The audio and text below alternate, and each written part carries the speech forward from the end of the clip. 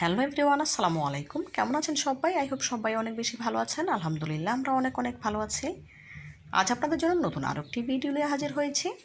আজ আপনাদের সাথে শেয়ার করব গোলাপ জামুন মিষ্টি তৈরির সহজ একটি রেসিপি। এই মিষ্টিগুলো তৈরি করা একদম সহজ আর খেতে কিন্তু অসম্ভব রকমের মজার। আপনারা যদি একবার মিষ্টিগুলো তৈরি করে খেয়ে থাকেন তাহলে বারবার খেতে মন চাইবে। তো বন্ধুরা, কথা না বাড়িয়ে চলুন গোলাপ জামুন মিষ্টি তৈরির মূল প্রস্তুত প্রণালীতে যাওয়া যাক। গোলাপ জামুন মিষ্টি তৈরি করার জন্য এখানে 2 কেজি দুধের ছানা নিয়েছি। ছানাটা আমার ঘরেই তৈরি করা। ছানা থেকে এক্সট্রা পানি ঝরিয়ে নিয়েছি। দেখুন, একদম সফট করে ছানাটা তৈরি করে নিয়েছি। যে কোনো মিষ্টি তৈরির জন্য ছানাটা একদম সফট করে তৈরি করে নিতে হয়, এতে করে মিষ্টিগুলো পারফেক্ট হয়। এখন ছানাটাকে খুব ভালোভাবে মথে নিতে হবে। আমি 2 মিনিটের মতো ছানাটা মথে নিচ্ছি।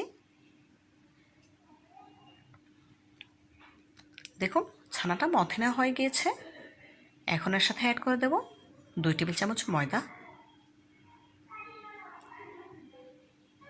2 টেবিল চামচ সুজি, 1 টেবিল চামচ চিনি, 2 টেবিল চামচ গুঁড়া দুধ, দেব হাফ টেবিল চামচ বেকিং পাউডার। এখন সবগুলো শুকনো উপকরণ হাত দিয়ে খুব ভালোভাবে মিশিয়ে নেব। মিশিয়ে শুকনো উপকরণগুলো এখন ছানার সাথে মিশিয়ে নেব।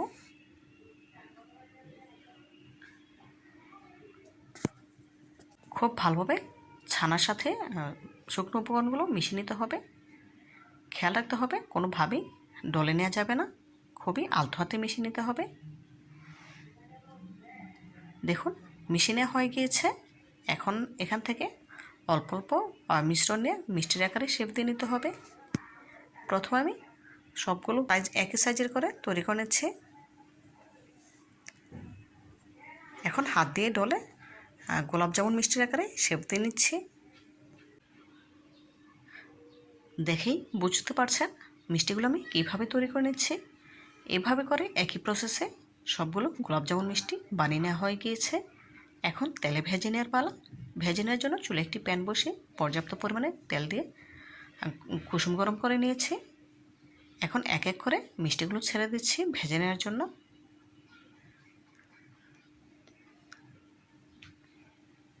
দেখুন, খুবই আলতো হাতে মিষ্টিগুলো একটু নেড়ে চেড়ে দিয়েছি। মিষ্টিগুলো যখন ওপরে ভেসে উঠেছে তখন উল্টে পাল্টে নিচ্ছে। গ্যাসের ফ্লেম লো টু মিডিয়ামের মাঝামাঝি রেখে গোল্ডেন ব্রাউন কালার করে গোলাপ জামুন মিষ্টিগুলো ভেজে নেব। দেখুন, মিষ্টিগুলো কিন্তু এমনিতেই ওলট পালট খাচ্ছে, দেখেই বুঝতে পারছেন।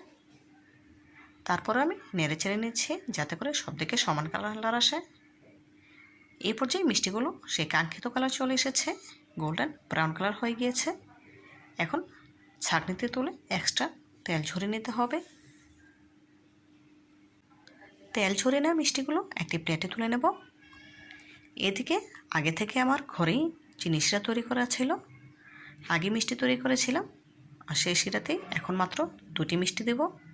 যেহেতু ঘরে আরও আগের মিষ্টি আছে সেজন্য এর থেকে বেশি দেব না, 2টি মিষ্টি দিয়ে আপনাদের দেখে দেবো কতটা পারফেক্ট হয়েছে মিষ্টিগুলো।